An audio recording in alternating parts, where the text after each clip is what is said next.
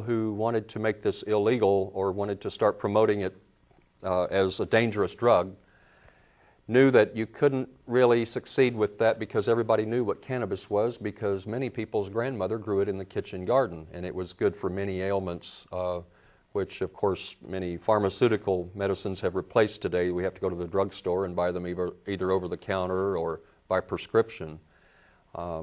So in order to help facilitate the drive to make it illegal and turn public opinion against it, someone decided to change the name to something that no one knew. And so that's when it became called, when it started becoming called marijuana. Did I answer your question all the way? Yes, okay. You did. Very interesting. Now I know that you are, Dennis, a member with Green Cross, and you do an awful lot of things with Green Cross. And I'll focus a little bit of time maybe on that organization here in a few minutes. Mm-hmm. But I want to take a few minutes of time to focus a little attention on something that you said, and I think that it stands to reason. It's education. Mm-hmm. Because, you know, ladies and gentlemen, for anything that there is, you got to be educated. Mm-hmm.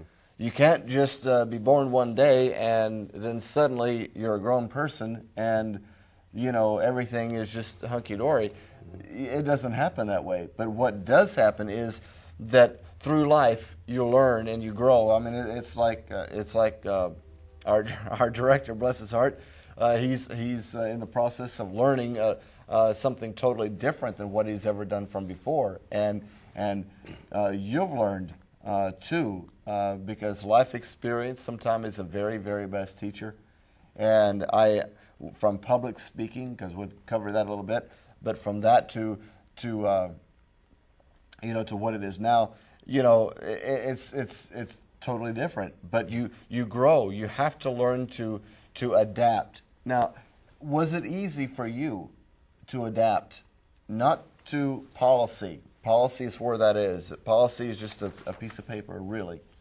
But was it hard for you to adapt to a new way of thinking, a new education process from a teenager? Well, we're going to go down to 5th and John Street down here, okay, and we're going to go see if we can pick something up, you know, yeah. And maybe you'll be lucky, maybe you won't, but going from those days, from when even San Francisco days, we talked about that in depth, but do you find it worth your while to have been so educated or to have become so educated? Oh yeah, very much so. And I will say that you know, back in my younger days, at the time, of course, I called it marijuana, but I did use it for pleasure, and I did it illegally. Many people did. Pretty much everybody around me either at least tried it some of the time when I was younger. But you know, it wasn't a matter of abuse. So it was just a pleasure thing every now and then. So I was already somewhat open to the idea of using it as far as medicine is concerned. When I became infected with HIV and all my friends were dying and my late partner was getting sick at the time, and we started noticing the people that were smoking marijuana, even just for pleasure at the time, were doing better for some reason.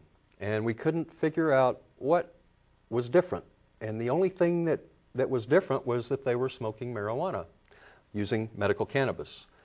So I began to think of it as a medicinal aid, at least at that time, and this was back in the early 80s. But of course the doctors and different people I would talk with about it, because I asked questions about it whenever I would go in, and they would ask me why I was doing so well compared to other people. Then occasionally, especially once I got to where I trusted the doctor, I would talk about this and ask them if they had considered the possibility that maybe this is helping a little bit. And back in those days, I was still living in Texas, I usually got a real adamant no. But it's only after moving here to Washington State and continuing with my pursuits in life that I came across some wonderful people who had started up Green Cross, Joanna McKee and Stitch Miller, and I became one of their first ever patients. And I tell you, I'm very, very grateful to live in a state where this is legal, because I believe that I wouldn't be here talking to you today if it were not for medical cannabis. I think I would have died quite some time ago. Now, what, from your initial dealing early on with Green Cross,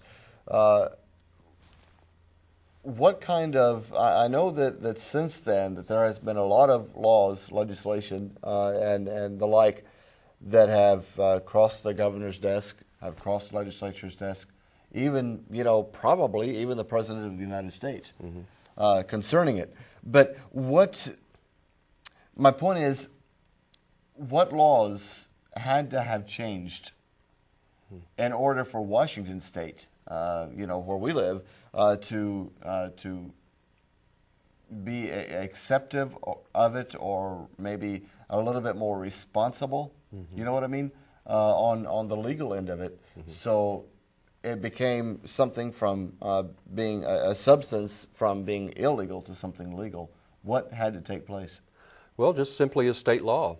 Our state constitution vigorously defends our right to privacy. And so therefore, if we're doing something in the privacy of our own homes for our benefit without harming anyone else, and no one in public can see it, there are defenses for us in our state constitution for that. Now, if you're doing something that's highly illegal, then of course the state might have trouble defending you. But in this case, it was simply a law under the umbrella of privacy to some extent through our state constitution, but just the state recognizing that, yes, this has been shown to be effective, and it can save people a great deal of money because they don't need to buy so many pharmaceutical medicines, and there's far fewer side effects, and they tend to live better lives. They're healthier and happier. AIDS patients tend to be able to slowly put weight back on. Cancer patients as well. I can tell you that through the chemo, when I was fighting lymphoma, my oncologist was amazed because up to the point where I started the chemo, my weight was really going down. But once I started the chemo and I was encouraged to increase my medical cannabis use, I actually began to gain weight during the chemo. Now, it wasn't a lot. It would be, 3 or 4 pounds a month. So it wasn't any huge difference, but it was a big difference when I was compared with other patients who had continued to lose large amounts of weight. So I did a lot better with it. Well, I think it's commendable of you to have found a niche, so to speak, and you've stuck it out. You've hung in there because, Dennis, I said it before, even to some of the staff here at the studio, but, I said this, that, there is a difference between a mover and a shaker. There's also a difference between someone who stirs the pot up just a little bit or somebody who will physically move it. And I want to be one of those movers. You can shake it up only so long, and then you just have a shaken up mess. But I want to be the type of a person, and even on the show, that is going to move that pot and put it into a new perspective. If you're an artist, for an example, and you're drawing your picture, you're drawing what you see, and you're almost there. You know how aggravated and aggravating that it is when it suddenly is moved? And then you have to figure out a way to make the new movement work for you. And in life, it's the same way, because not everything is going to be scripted. Not everything is going to come on when it's supposed to and turn off when it's supposed to. Not everything is going to have the effect that we want. But the difference again between the cause